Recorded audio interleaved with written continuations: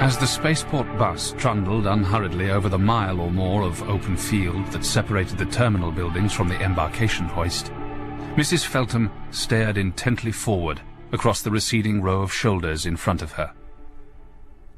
The ship stood up on the plain like an isolated silver spire.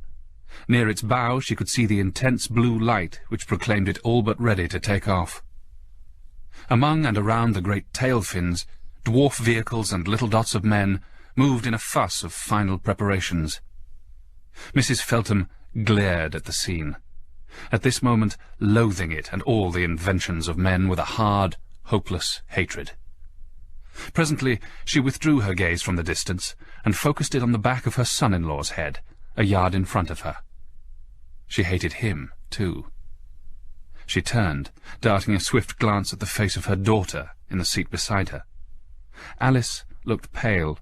Her lips were firmly set, her eyes fixed straight ahead. Mrs. Feltham hesitated. Her glance returned to the spaceship. She decided on one last effort. Under cover of the bus noise, she said, "Alice, darling, it's not too late, even now, you know." The girl did not look at her. There was no sign that she had heard, save that her lips compressed a little more firmly. Then they parted. "Mother, please," she said. But Mrs. Feltham, once started, had to go on. "It's for your own sake, darling. All you have to do is say you've changed your mind." The girl held a protesting silence. "Nobody would blame you," Mrs. Feltham persisted. "They'd not think a bit worse of you. After all, everybody knows that Mars is no place for—" "Mother, please, stop it," interrupted the girl. The sharpness of her tone took Mrs. Feltham aback for a moment. She hesitated, but time was growing too short to allow herself the luxury of offended dignity. She went on, "You're not used to the sort of life you'll have to live there, darling. Absolutely primitive. No kind of life for any woman. After all, dear, it is only a 5-year appointment for David. I'm sure if he really loves you, he'd rather know that you are safe here and waiting." The girl said harshly, "We've been over all this before, Mother. I tell you it's no good. I'm not a child. I've thought it out and I've made up my mind." Mrs. Feltham sat silent for some moments. The bus swayed on across the field, and the rocket ship seemed to tower further into the sky. "If you had a child of your own," she said, half to herself, "well, I expect some day you will, and then you will begin to understand." "I think it's you who don't understand," Alice said. "This is hard enough anyway. You're only making it harder for me." "My darling, I love you. I gave birth to you. I've watched over you always, and I know you. I know this can't be the kind of life for you. If you were a hard, hoydenish kind of girl, well, perhaps. But you aren't, darling. You know quite well you aren't." "Perhaps you don't know me quite as well as you imagine you do, Mother." Mrs. Feltham shook her head. She kept her eyes averted, boring jealousy into the back of her son-in-law's head. "He's taken you right away from me," she said dully. "That's not true, Mother. Well, I'm no longer a child. I'm a woman with a life of my own to live." "Whither thou goest, I will go," said Mrs. Feltham reflectively. "But that doesn't really hold now, you know. It was all right for a tribe of nomads, but nowadays the wives of soldiers, sailors, pilots, spacemen— It's more than that, Mother. You don't understand. I must become adult and real to myself." The bus rolled to a stop, puny and toy-like beside the ship that seemed too large ever to lift. The passengers got out and stood staring upwards along the shining side. Mr. Feltham put his arms around his daughter. Alice clung to him, tears in her eyes. In an unsteady voice he murmured, "Goodbye, my dear, and all the luck there is." He released her and shook hands with his son-in-law. "Keep her safe, David. She's everything. I know. I will. Don't you worry." Mrs. Feltham kissed her daughter farewell and forced herself to shake hands with her son-in-law. A voice from the hoist called, "All passengers aboard, please." The doors of the hoist closed. Mr. Feltham avoided his wife's eyes. He put his arm round her waist and led her back to the bus in silence. As they made their way, in company with a dozen other vehicles, back to the shelter of the terminal, Mrs. Feltham alternately dabbed her eyes with a wisp of white handkerchief, and cast glances back at the spaceship, standing tall, inert, and apparently deserted now. Her hand slid into her husband's. "I can't believe it even now," she said. "It's so utterly unlike her. Would you ever have thought that our little Alice... Oh, why did she have to marry him?" Her voice trailed to a whimper. Her husband pressed her fingers, without speaking. "It wouldn't be so surprising with some girls," she went on, "but Alice was always so quiet. I used to worry because she was so quiet. I mean, in case she might become one of those timid bores. Do you remember how the other children used to call her Mouse? And now this. 5 years in that dreadful place. Oh, she'll never stand it, Henry. I know she won't. She's not the type. Why didn't you put your foot down, Henry? They'd have listened to you. You could have stopped it." Her husband sighed. "There are times when one can give advice, Miriam, though it's scarcely ever popular. But what one must not do is try to live other people's lives for them. Alice is a woman now, with her own rights. Who am I to say what's best for her?" "But you could have stopped her going." "Perhaps, but I didn't care for the price." She was silent for some seconds. Then her fingers tightened on his hand. Henry, I don't think we shall ever see them again. I feel it." Come, dear. They'll be back safe and sound. You'll see." "You don't really believe that, Henry. You're just trying to cheer me up. Oh, why must she go to that horrible place? She's so young. She could have waited 5 years. Why is she so stubborn, so hard? Not like my little Mouse at all." Her husband patted her hand reassuringly. "You must try to stop thinking of her as a child, Miriam. She's not. She's a woman now. And if all our women were mice, it would be a poor outlook for our survival."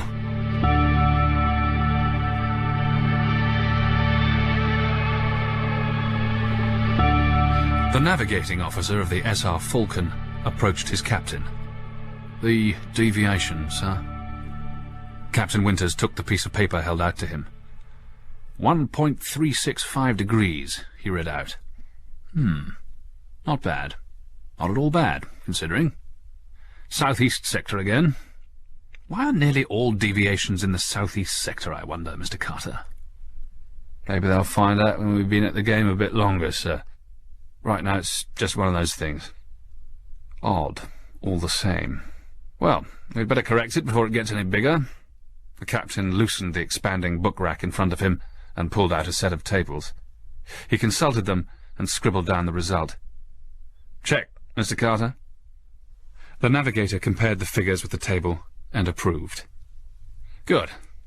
How's she lying?" asked the captain. "Almost broadside, with a very slow roll, sir." "You can handle it. I'll observe visually. Align her and stabilize. 10 seconds on starboard laterals at force 2. She should take about 30 minutes, 20 seconds to swing over, but we'll watch that. Then neutralize with the port laterals at force 2, okay?" "Very good, sir." The navigating officer sat down in the control chair and fastened the belt. He looked over the keys and switches carefully. "I'd better warn 'em. Maybe a bit of a jolt," said the captain. He switched on the address system and pulled the microphone bracket to him. "Attention all! Attention all! We are about to correct course. There will be several impulses. None of them will be violent, but all fragile objects should be secured. And you are advised to seat yourselves and use the safety belts. The operation will take approximately half an hour, and will start in 5 minutes from now. I shall inform you when it's been completed. That is all." He switched off. "Some fool always thinks that the ship's been holed by a meteor if you don't spoon it out," he added. "Have that woman in hysterics, most likely. Doesn't do any good." He pondered idly. "I wonder what the devil she thinks she's doing out here anyway. Quiet little thing like that. What she ought to be doing is sitting in some village back home, knitting." "She, knits here," observed the navigating officer. "I know. Think what it implies. What's the idea of that kind going to Mars? She'll be as homesick as hell and hate every foot of the place on sight. That husband of hers ought to have had more sense. Comes damn near cruelty to children." "It, mightn't be his fault, sir. I mean, some of those quiet ones can be amazingly stubborn." The captain eyed his officer speculatively. "Well, I am not a man of wide experience, but I know what I'd say to my wife if she thought of coming along. But you can't have a proper ding-dong with those quiet ones, sir. They kind of featherbed the old thing and then get their own way in the end. I'll overlook the implication of the first part of that remark, Mr. Carter, but out of this extensive knowledge of women, can you suggest to me why the devil she is here if he didn't drag her along? It isn't as if Mars were domestically hazardous, like a convention. Well, sir, she strikes me as the devoted type. Scared of her own shadow ordinarily, but with an awful amount of determination when the right string's pulled. It's sort of, well, you've heard of ewes facing lions in defence of their cubs, haven't you? Assuming that you mean lambs, said the captain, the answers would be, A, I've always doubted it, and B, she doesn't have any. I was, just trying to indicate the type, sir. The captain scratched his cheek with his forefinger. You may be right, but I know if I were going to take a wife to Mars, which, heaven forbid, I'd feel a tough, gun-toting mommer was less of a liability. What's his job there? Taking charge of a mining company office, I think. Office hours, huh? Well, maybe it'll work out some way, but I still say the poor little thing ought to be in her own kitchen. She'll spend half the time scared to death and the rest of it pining for home comforts. He glanced at the clock. They've had enough time to batten down the chamber pots now. Let's get busy. He fastened his own safety belt, swung the screen in front of him on its pivot, switching it on as he did so, and leaned back, watching the panorama of stars move slowly across it. All set, Mr. Carter? The navigating officer switched on a fuel line and poised his right hand above a key. All set, sir. OK, straighten her up. He tapped the key beneath his fingers experimentally. Nothing happened.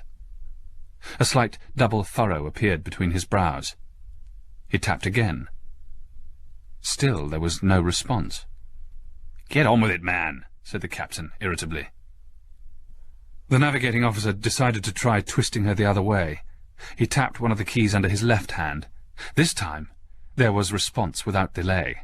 The whole ship jumped violently sideways and trembled. A crash jangled back and forth through the metal members around them like a diminishing echo. Only the safety belt kept the navigating officer in his seat. He stared stupidly at the gyrating pointers before him. On the screen, the stars were streaking across like a shower of fireworks. The captain watched the display in ominous silence for a moment. Then he said coldly, "Perhaps when you've had your fun, Mr. Carter, you will kindly straighten her up?" The navigator pulled himself together. He chose a key and pressed it. Nothing happened. He tried another. Still the needles on the dials revolved smoothly. A slight sweat broke out on his forehead. He switched to another fuel line and tried again. The captain lay back in his chair, watching the heavens stream across his screen. "Well?" he demanded curtly. "There's no response, sir." Captain Winters unfastened his safety belt and clacked across the floor on his magnetic soles. He jerked his head for the other to get out of his seat and took his place. He checked the fuel line switches. He pressed a key. There was no impulse. The pointers continued to turn without a check.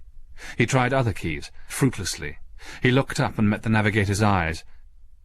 After a long moment he moved back to his own desk and flipped a switch. A voice broke into the room. "But I know.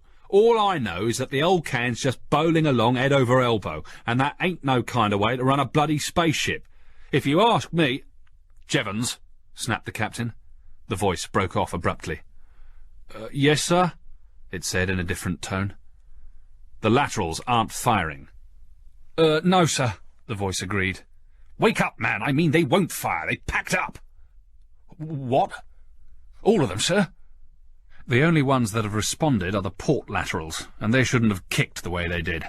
Better send someone outside to look at them. I didn't like that kick." "Very good, sir." The captain flipped the communicator switch back and pulled over the announcement mic. "Attention, please. You may release all safety belts and proceed as normal. Correction, of course, has been postponed. You will be warned before it is resumed. That is all." Captain and navigator looked at one another again. Their faces were grave, and their eyes troubled. Captain Winters studied his audience. It comprised everyone aboard the Falcon, 14 men and 1 woman. 6 of the men were his crew, the rest passengers. He watched them as they found themselves places in the ship's small living room. He would have been happier if his cargo had consisted of more freight and fewer passengers. Passengers, having nothing to occupy them, were always making mischief one way and another. Moreover, it was not a quiet, subservient type of man who recommended himself for a job as a miner, prospector, or general adventurer on Mars. The woman could have caused a great deal of trouble aboard had she been so minded. Luckily, she was diffident, self-effacing, but even though at times she was irritatingly without spirit, he thanked his luck that she had not turned out to be some incendiary blonde who would only add to his troubles. All the same, he reminded himself, regarding her as she sat beside her husband, she could not be quite as meek as she looked. Carter must have been right when he spoke of a stiffening motive somewhere. Without that, she could never have started on the journey at all, and she would certainly not be coming through steadfast and uncomplaining so far. He glanced at the woman's husband. Queer creatures, women. Morgan was all right, but there was nothing about him one would have said to lead a woman on a trip like this. He waited until they had finished shuffling around and fitting themselves in. Silence fell. He let his gaze dwell on each face in turn. His own expression was serious. "Mrs. Morgan and gentlemen," he began, "I have called you here together because it seemed best to me that each of you should have a clear understanding of our present position. It is this. Our lateral tubes have failed. They are, for reasons which we have not yet been able to ascertain, useless. In the case of the port laterals, they are burnt out and irreplaceable. In case some of you do not know what that implies, I should tell you that it is upon the laterals that the navigation of the ship depends.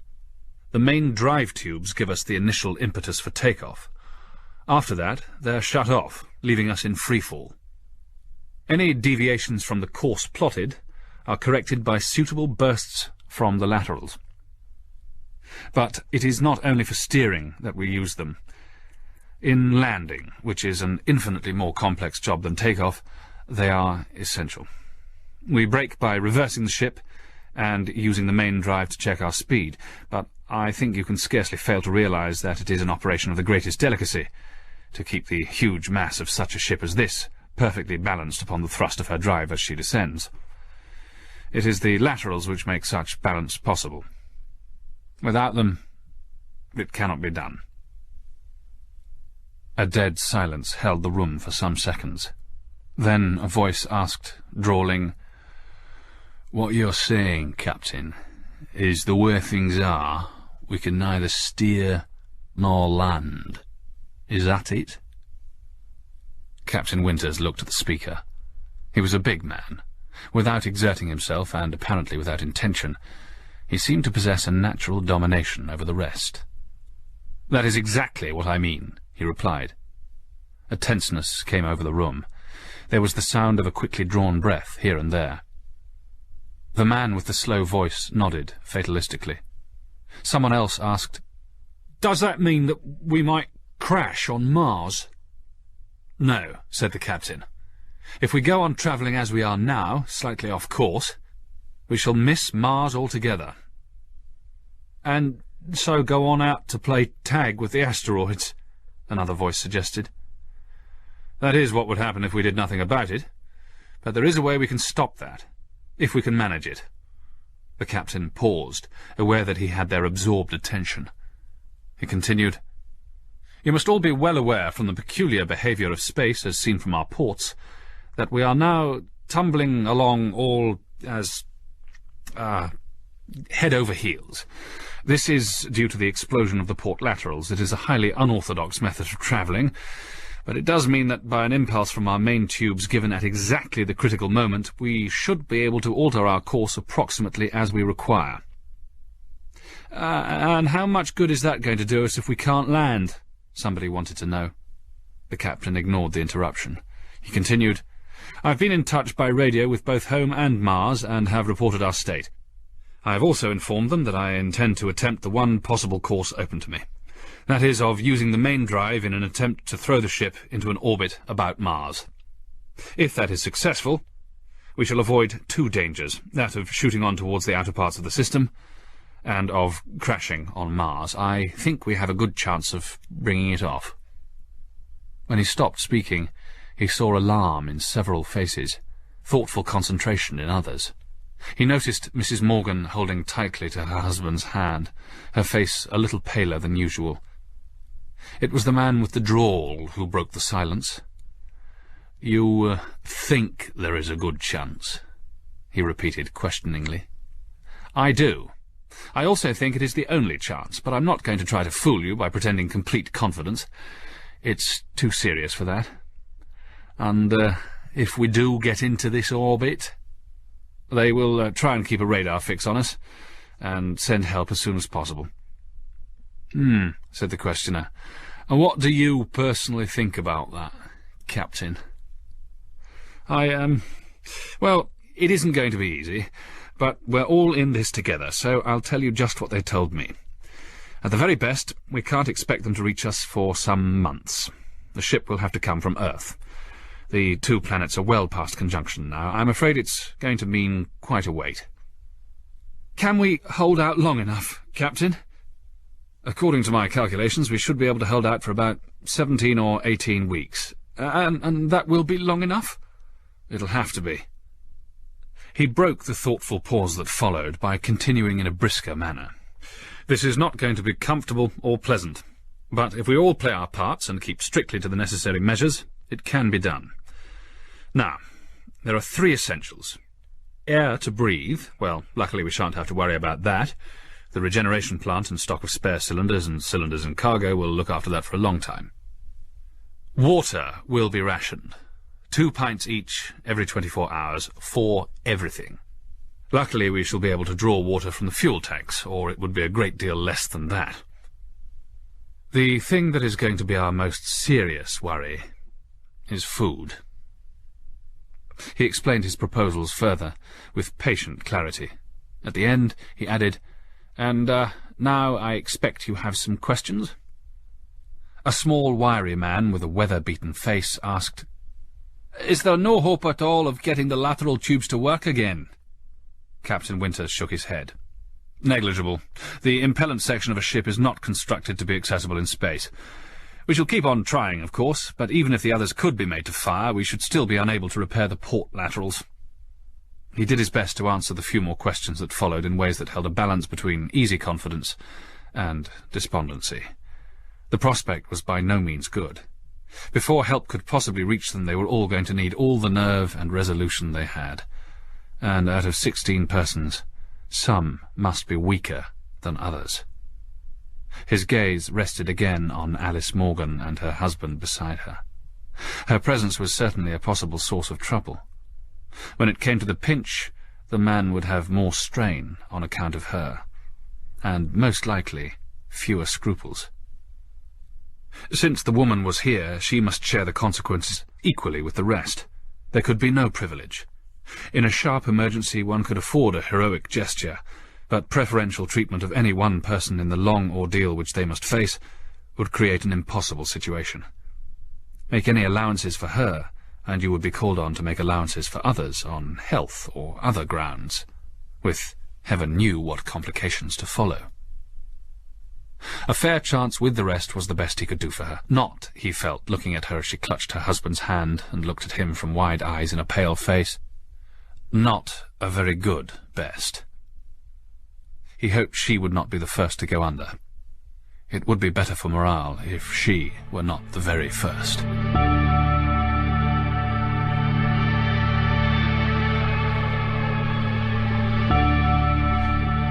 She was not the first to go.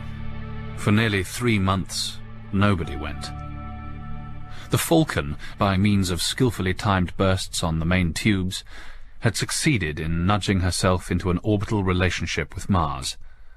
After that, there was little that the crew could do for her. At the distance of equilibrium she had become a very minor satellite, rolling and tumbling on her circular course, destined, so far as anyone could see, to continue this untidy progress until help reached them, or perhaps forever. Inboard, the complexity of her twisting somersaults was not perceptible unless one deliberately uncovered a port. If one did, the crazy cavortings of the universe outside produced such a sense of bewilderment that one gladly shut the cover again to preserve the illusion of stability within. Even Captain Winters and the navigating officer took their observations as swiftly as possible, and were relieved when they had shut the whizzing constellations off the screen and could take refuge in relativity. For all her occupants, the Falcon had become a small, independent world, very sharply finite in space, and scarcely less so in time. It was, moreover, a world with a very low standard of living, a community with short tempers, weakening distempers, aching bellies, and ragged nerves. It was a group in which each man watched on a trigger of suspicion for a hair's breadth of difference in the next man's ration, and where the little he ate so avidly was not enough to quiet the rumblings of his stomach. He was ravenous when he went to sleep, more ravenous when he woke from dreams of food. Men who had started from Earth full-bodied were now gaunt and lean. Their faces had hardened from curved contours into angled planes, and changed their healthy colours for a grey pallor in which their eyes glittered unnaturally. They had all grown weaker. The weakest lay on their couches torpidly. The more fortunate looked at them from time to time with a question in their eyes. It was not difficult to read the question. Why do we go on wasting good food on this guy? Looks like he's booked anyway. But as yet, no one had taken up that booking. The situation was worse than Captain Winters had foreseen. There had been bad stowage. The cans in several cases of meat had collapsed under the terrific pressure of the other cans above them during takeoff. The resulting mess was now describing an orbit of its own around the ship. He had had to throw it out secretly. If the men had known of it, they would have eaten it gladly, maggots and all. Another case, shown on his inventory, had disappeared. He still did not know how. The ship had been searched for it without trace. Much of the emergency stores consisted of dehydrated foods for which he dared not spare sufficient water, so that, though edible, they were painfully unattractive. They had been intended simply as a supplement in case the estimated time was overrun, and were not extensive. Little in the cargo was edible, and that mostly small cans of luxuries. As a result, he had had to reduce the rations expected to stretch meagerly over 17 weeks. And even so, they would not last that long. The first who did go owed it neither to sickness nor malnutrition, but to accident. Jevons, the chief engineer, maintained that the only way to locate and correct the trouble with the laterals was to effect an entry into the propellant section of the ship. Owing to the tanks which backed up against the bulkhead separating the sections, this could not be achieved from within the ship herself. It had proved impossible with the tools available to cut a slice out of the hull. The temperature of space and the conductivity of the hull caused all their heat to run away and dissipate itself without making the least impression on the tough skin. The one way he could see of getting in was to cut away round the burnt-out tubes of the port laterals. It was debatable whether this was worthwhile, since the other laterals would still be unbalanced on the port side, but where he found opposition solidly against him was in the matter of using precious oxygen to operate his cutters. He had to accept that ban, but he refused to relinquish his plan altogether. "Very well," he said grimly.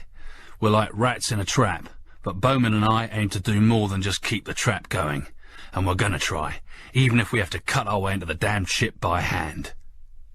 Captain Winters had okayed that. Not that he believed that anything useful would come of it, but it would keep Jevons quiet and do no one else any harm. So, for weeks, Jevons and Bowman had got into their spacesuits and worked their shifts. Oblivious after a time of the wheeling heavens about them, they kept doggedly on with their sawing and filing. Their progress, pitifully slow at best, had grown even slower as they became weaker. Just what Bowman was attempting when he met his end still remained a mystery. He had not confided in Jevons. All that anyone knew about it was the sudden lurch of the ship and the clang of reverberations running up and down the hull. Possibly it was an accident. More likely he had become impatient and laid a small charge to blast an opening.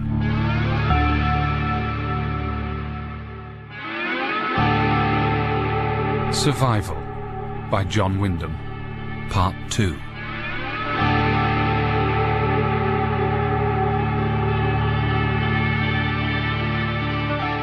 For the first time for weeks, ports were uncovered and faces looked out giddily at the wheeling stars. Bowman came into sight. He was drifting inertly, a dozen yards or more outboard. His suit was deflated, and a large gash showed in the material of the left sleeve. The consciousness of a corpse floating round and round you like a minor moon is no improver of already lowered morale. Push it away, and it still circles, though at a greater distance. Some day a proper ceremony for the situation would be invented. Perhaps a small rocket would launch the poor remains upon their last infinite voyage. Meanwhile, lacking a precedent, Captain Winters decided to pay the body the decent respect of having it brought inboard.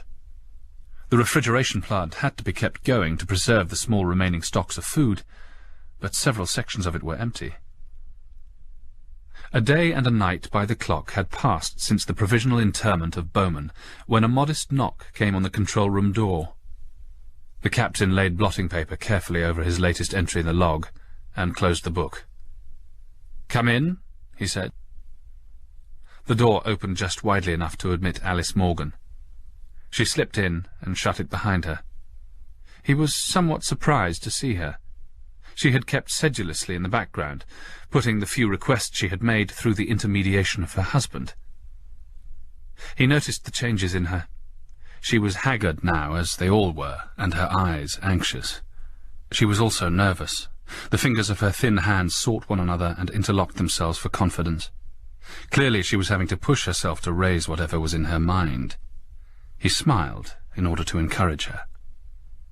"Come and sit down, Mrs. Morgan," he invited amiably. She crossed the room with a slight clicking from her magnetic soles and took the chair he indicated. She seated herself, uneasily and on the forward edge. It had been sheer cruelty to bring her on this voyage, he reflected again. She had been at least a pretty little thing. Now she was no longer that. Why couldn't that fool husband of hers have left her in a proper setting, a nice quiet suburb, a gentle routine, a life where she would be protected from exaction and alarm alike? It surprised him again that she had had the resolution and the stamina to survive conditions on the Falcon as long as this. Fate would probably have been kinder to her if it had disallowed that. He spoke to her quietly, for she perched rather than sat, making him think of a bird ready to take off at any sudden movement. "And, what can I do for you, Mrs. Morgan?" Alice's fingers twined and intertwined. She watched them doing it. She looked up, opened her mouth to speak, closed it again. "It, isn't very easy," she murmured apologetically. Trying to help her, he said, "No need to be nervous, Mrs. Morgan. Just tell me what's on your mind. Has, one of them been bothering you?" She shook her head. "Oh, no, Captain Winters, it's nothing like that at all." "What is it, then?" It's the rations, Captain. I'm not getting enough food." The kindly concern froze out of his face. "None of us is," he told her shortly. "I know," she said hurriedly. "I know, but—" "But what?" he inquired in a chill tone. She drew a breath. "There's the man who died yesterday, Bowman. I thought if I could have his rations—" The sentence trailed away as she saw the expression on the captain's face. He was not acting. He was feeling just as shocked as he looked. Of all the impudent suggestions that ever had come his way, none had astounded him more. He gazed dumbfounded at the source of the outrageous proposition. Her eyes met his, but oddly with less timidity than before. There was no sign of shame in them. "I've got to have more food," she said intensely. Captain Winter's anger mounted. "So you thought you'd just snatch a dead man's share as well as your own? I'd better not tell you in words just where I class that suggestion, young woman, but you can understand this. We share, and we share equally. What Bowman's death means to us is that we can keep on having the same ration for a little longer. That, and only that. And now I think you had better go." But Alice Morgan made no move to go. She sat there with her lips pressed together, her eyes a little narrowed, quite still, save that her hands trembled. Even through his indignation the captain felt surprise, as though he had watched a hearth-cat suddenly become a hunter. She said stubbornly, "I haven't asked for any privilege until now, Captain. I wouldn't ask you now if it weren't absolutely necessary. But that man's death gives us a margin now, and I must have more food." The captain controlled himself with an effort. "Bowman's death has not given us a margin, or a windfall. All it has done is to extend by a day or two the chance of our survival. Do you think that every one of us doesn't ache just as much as you do for more food? In all my considerable experience of effrontery—" She raised her thin hand to stop him. The hardness of her eyes made him wonder why he had ever thought her timid. "Captain, look at me," she said in a harsh tone. He looked. Presently his expression of anger faded into shocked astonishment. A faint tinge of pink stole into her pale cheeks. "Yes," she said. "You see, you've got to give me more food. My baby must have the chance to live." The captain continued to stare at her as if mesmerized. Presently he shut his eyes and passed his hand over his brow. "God in heaven, this is terrible," he murmured. Alice Morgan said seriously, as if she had already considered that very point, "No, it isn't terrible. Not if my baby lives." He looked at her helplessly without speaking. She went on, "It wouldn't be robbing anyone, you see. Bowman doesn't need his rations any more, but my baby does. It's quite simple, really." She looked questioningly at the captain. He had no comment ready. She continued, "So you couldn't call it unfair? After all, I'm two people now, really, aren't I? I need more food. If you don't let me have it, you will be murdering my baby, so you must. Must. My baby has got to live. He's got to." When she had gone, Captain Winters mopped his forehead, unlocked his private drawer, and took out one of his carefully hoarded bottles of whisky. He had the self-restraint to take only a small pull on the drinking tube, and then put it back. It revived him a little, but his eyes were still shocked and worried. Would it not have been kinder in the end to tell the woman that her baby had no chance at all of being born? That would have been honest. But he doubted whether the coiner of the phrase about honesty being the best policy had known a great deal about group morale. Had he told her that, it would have been impossible to avoid telling her why, and once she knew why, it would have been impossible for her not to confide it, if only to her husband, and then it would be too late. The captain opened the top drawer and regarded the pistol within. There was always that. He was tempted to take hold of it now and use it. There wasn't much use in playing the silly game out. Sooner or later it would have to come to that, anyway. He frowned at it, hesitating. Then he put out his right hand and gave the thing a flip with his finger, sending it floating to the back of the drawer, out of sight. He closed the drawer. Not yet. But perhaps he had better begin to carry it soon. So far his authority had held. There had been nothing worse than safety valve grumbling. But a time would come when he was going to need the pistol either for them or himself. If they should begin to suspect that the encouraging bulletins that he pinned up on the board from time to time were fakes, if they should somehow find out that the rescue ship, which they believed to be hurtling through space towards them, had not in fact even been able to take off from Earth. That was when hell would start breaking loose. It might be safer if there were to be an accident with the radio equipment before long.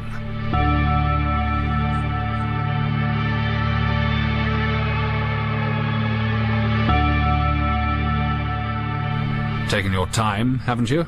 Captain Winters asked. He spoke shortly because he was irritable, not because it mattered in the least how long anyone took over anything now. The navigating officer made no reply. His boots clicked across the floor. A key and an identity bracelet drifted towards the captain, an inch or so above the surface of his desk. He put out a hand to check them. He began. Then he caught sight of the other's face. "Good God, man. What's the matter with you?" He felt some compunction. He wanted Bowman's identity bracelet for the record, but there had been no real need to send Carter for it. A man who had died Bowman's death would be a piteous sight. That was why they had left him still in his spacesuit instead of undressing him.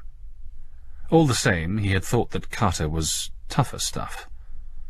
He brought out a bottle. The last bottle. "Better have a shot of this," he said. The navigator did, and put his head in his hands. The captain carefully rescued the bottle from its mid-air drift and put it away. Presently the navigating officer said, without looking up, "I'm sorry, sir." "That's okay, Carter. Nasty job. Should have done it myself." The other shuddered slightly. A minute passed in silence while he got a grip on himself. Then he looked up and met the captain's eyes. It wasn't just that, sir." The captain looked puzzled. "How do you mean?" he asked. The officer's lips trembled. He did not form his words properly, and he stammered. "Pull yourself together. What are you trying to say?" The captain spoke sharply to stiffen him. Carter jerked his head slightly. His lips stopped trembling. He floundered. Then he tried again in a rush. "He hasn't any legs, sir." "Who? What is this? You mean Bowman hasn't any legs?" "Yes, sir." "Nonsense, man. I was there when he was brought in. So were you. He had legs all right." "Yes, sir.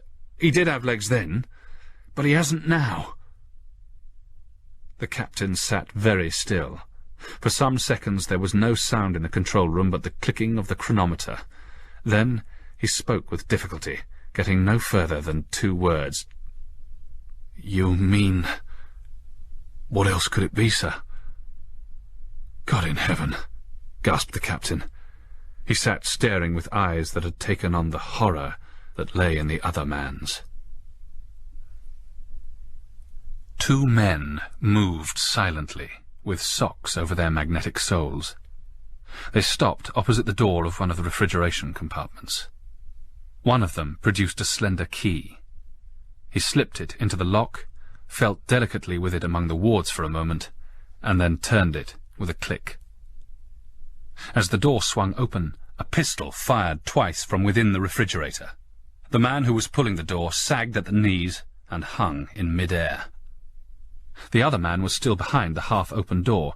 He snatched a pistol from his pocket and slid it swiftly round the corner of the door, pointing into the refrigerator. He pulled the trigger twice. A figure in a spacesuit launched itself out of the refrigerator, sailing uncannily across the room. The other man shot at it as it swept past him.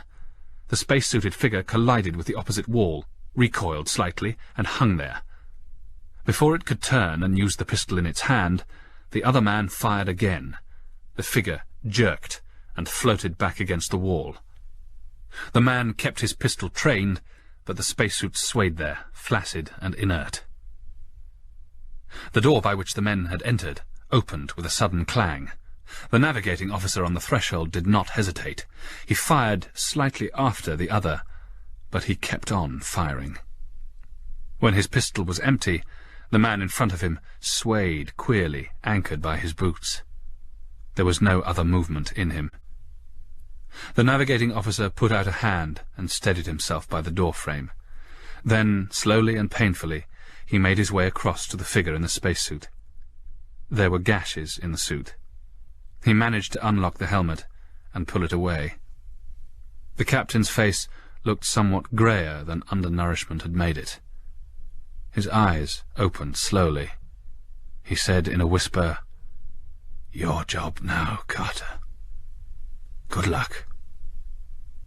The navigating officer tried to answer, but there were no words, only a bubbling of blood in his throat. His hands relaxed. There was a dark stain still spreading on his uniform. Presently, his body hung listlessly swaying beside his captain's. "I figured they were going to last a lot longer than this," said the small man with the sandy moustache. The man with the drawl looked at him steadily. "Oh, you did you? And do you reckon your figuring's reliable?" The smaller man shifted awkwardly. He ran the tip of his tongue along his lips. "Well, there was Bowman, then those 4, then the 2 that died. That's 7. "Sure, that's 7. Well?"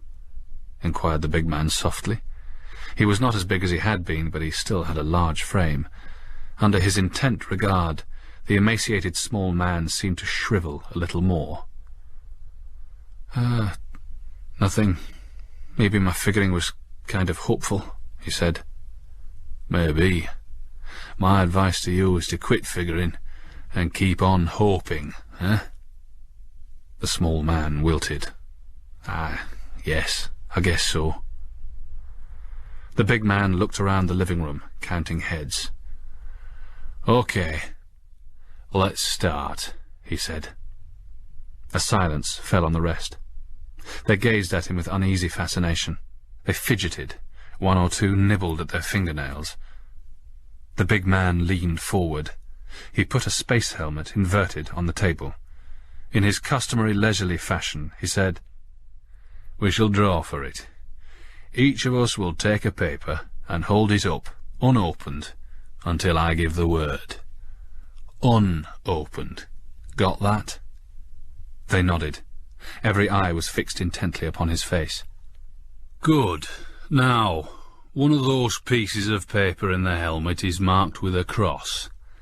Ray, I want you to count the pieces there and make sure that there are 9.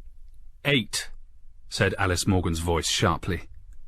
All the heads turned towards her as if pulled by strings. The faces looked startled, as though the owners might have heard a turtle-dove roar. Alice sat embarrassed under the combined gaze, but she held herself steady, and her mouth was set in a straight line. The man in charge of the proceedings studied her. "Well, well," he drawled, "so you don't want to take a hand in our little game?" "No," said Alice. "You've shared equally with us so far, but now we've reached this regrettable stage, you don't want to." "No," agreed Alice again. He raised his eyebrows. "You are appealing to our chivalry, perhaps?" "No," said Alice once more. "I'm denying the equity of what you call your game. The one who draws the cross dies. Isn't that the plan?" "Pro bono publico," said the big man. "Deplorable, of course, but unfortunately necessary." "But if I draw it, 2 must die. Do you call that equitable?" Alice asked. The group looked taken aback. Alice waited. The big man fumbled it. For once he was at a loss. "Well," said Alice, "isn't that so?" One of the others broke the silence to observe, "The question of the exact stage when the personality, the soul of the individual takes form is still highly debatable. Some have held that until there is separate existence—" The drawling voice of the big man cut him short. "I think we can leave that point to the theologians, Sam. This is more in the Wisdom of Solomon class. The point would seem to be that Mrs. Morgan claims exemption on account of her condition." "My baby has a right to live," Alice said doggedly. "We all have a right to live. We all want to live," someone put in. "Why should you?" another began, but the drawling voice dominated again. Very well, gentlemen, let us be formal. Let us be democratic. We will vote on it. The question is put. Do you consider Mrs. Morgan's claim to be valid, or should she take her chance with the rest of us? Those in... Just a minute, said Alice, in a firmer voice than any of them had heard her use. Before you start voting on that, you'd better listen to me a bit. She looked round, making sure she had the attention of all of them. She had, and their astonishment as well. Now, the first thing is that I am a lot more important than any of you, she told them simply. No, you needn't smile. I am, and I'll tell you why. Before the radio broke down— Before the captain wrecked it, you mean, someone corrected her. Well, before it became useless, she compromised. Captain Winters was in regular touch with home. He gave them news of us. The news that the press wanted most was about me. Women, particularly women in unusual situations, are always news. He told me I was in the headlines. Girl wife in doom rocket, woman's space wreck ordeal, that sort of thing. And if you haven't forgotten how newspapers look, you can imagine the leads too. Trapped in their living space tomb, a girl and 15 men now wheel helplessly around the planet Mars. All of you are just men.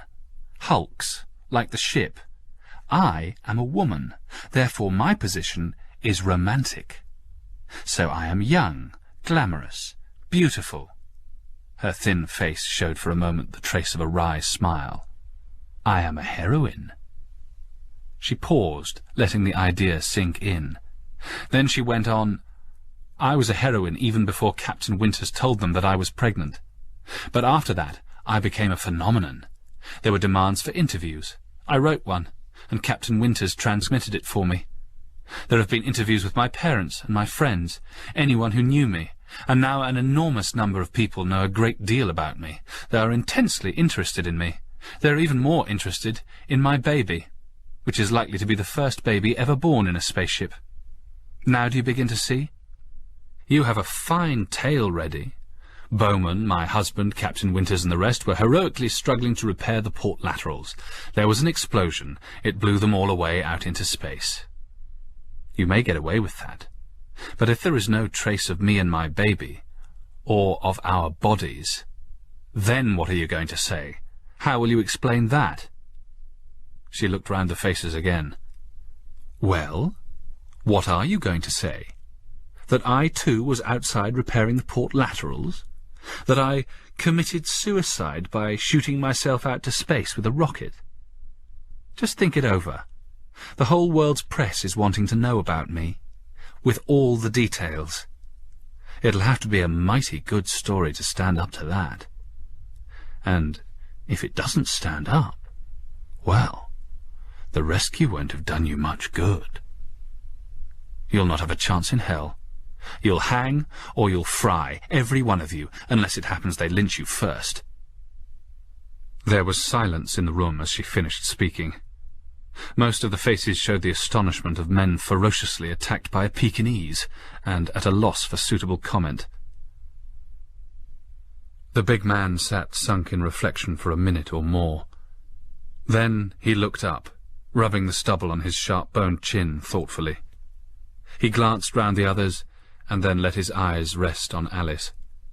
For a moment there was a twitch at the corner of his mouth. "Madam," he drawled, "you are probably a great loss to the legal profession." He turned away.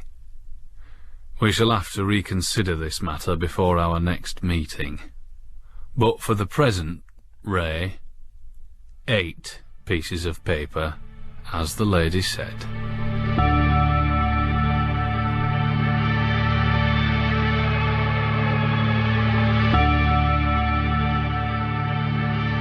"It's her," said the second, over the skipper's shoulder. The skipper moved irritably. "Of course it's her. What else do you expect to find whirling through space like a sozzled owl?" He studied the screen for a moment. Not a sign. Every port covered. "Do you think there's a chance, Skipper?" "What? After all this time? No, Tommy, not a ghost of it. We're just the morticians, I guess." "How'll we get aboard her, Skip?" The skipper watched the gyrations of the Falcon with a calculating eye. Well, there aren't any rules, but I reckon if we can get a cable on her, then we might be able to play her gently, like a big fish. It'll be tricky, though. Tricky it was. 5 times the magnet projected from the rescue ship failed to make contact. The 6th attempt was better judged. When the magnet drifted close to the Falcon, the current was switched on for a moment. It changed course and floated nearer to the ship. When it was almost in contact, the switch went over again. It darted forward and glued itself limpet-like to the hull. Then followed the long game of playing the Falcon, of keeping tension on the cable between the 2 ships, but not too much tension, and of holding the rescue ship from being herself thrown into a roll by the pull. 3 times the cable parted, but at last, after weary hours of adroit manoeuvre by the rescue ship, the derelict's motion had been reduced to a slow twist. There was still no trace of life aboard. The rescue ship closed a little. The captain, the 3rd officer, and the doctor fastened on their spacesuits and went outboard. They made their way forward to the winch. The captain looped a short length of line over the cable and fastened both ends of it to his belt. He laid hold of the cable with both hands and with a heave sent himself skimming into space. The others followed him along the guiding cable. They gathered beside the Falcon's entrance port. The 3rd officer took a crank from his satchel. He inserted it in an opening and began to turn until he was satisfied that the inner door of the airlock was closed. When it would turn no more, he withdrew it and fitted it into the next opening. That should set the motors pumping air out of the lock, if there were air, and if there were still current to work the motors. The captain held a microphone against the hull and listened. He caught a humming. "Okay, they're running," he said. He waited until the humming stopped. "Right, open her up," he directed. The 3rd officer inserted his crank again and wound it. The main port opened inwards, leaving a dark gap in the shining hull. The 3 looked at the opening somberly for some seconds. With a grim quietness, the captain's voice said, "Well, here we go." They moved carefully and slowly into the blackness, listening. The 3rd officer's voice murmured, "The silence that is in the starry sky, the sleep that is among the lonely hills." Presently the captain's voice asked, "How's the air, Doc?" The doctor looked at his gauges. "It's okay," he said in some surprise. "Pressure's about 6 ounces down, that's all." He began to unfasten his helmet. The others copied him. The captain made a face as he took his off. "The place stinks," he said uneasily. "Oh, let's get on with it." He led the way towards the lounge. They entered it apprehensively. The scene was uncanny and bewildering. Though the gyrations of the Falcon had been reduced, every loose object in her continued to circle until it met a solid obstruction, and bounced off it upon a new course. The result was a medley of wayward items churning slowly hither and thither. "Nobody here, anyway," said the captain practically. "Doc, do you think—" He broke off at the sight of the doctor's strange expression. He followed the line of the other's gaze. The doctor was looking at the drifting flotsam of the place. Among the flow of books, cans, playing cards, boots, and miscellaneous rubbish, his attention was riveted upon a bone. It was large and clean, and had been cracked open. The captain nudged him. "What's the matter, Doc?" The doctor turned unseeing eyes upon him for a moment, and then looked back at the drifting bone. "That," he said in an unsteady voice, "that, skipper, is a human femur." In the long moment that followed while they stared at the grisly relic, the silence which had lain over the Falcon was broken. The sound of a voice rose, thin, uncertain, but perfectly clear. The 3 looked incredulously at one another as they listened. "Rock-a-bye, baby, on the tree-top. When the wind blows, the cradle will rock." Alice sat on the side of her bunk, swaying a little, and holding her baby to her. It smiled, and reached up one miniature hand to pat her cheek as she sang. When the bough breaks, the cradle will fall, down will... Her song cut off suddenly at the click of the opening door. For a moment she stared as blankly at the three figures in the opening as they at her. Her face was a mask with harsh lines drawn from the points where the skin was stretched tightly over the bones. Then a trace of expression came over it. Her eyes brightened, her lips curved in a travesty of a smile. She loosed her arms from about the baby, and it hung there in mid-air, chuckling a little to itself. She slid her right hand under the pillow of the bunk and drew it out again, holding a pistol. The black shape of the pistol looked enormous in her transparently thin hand as she pointed it at the men who stood transfixed in the doorway. "Look, baby," she said. "Look there. Food. Lovely food."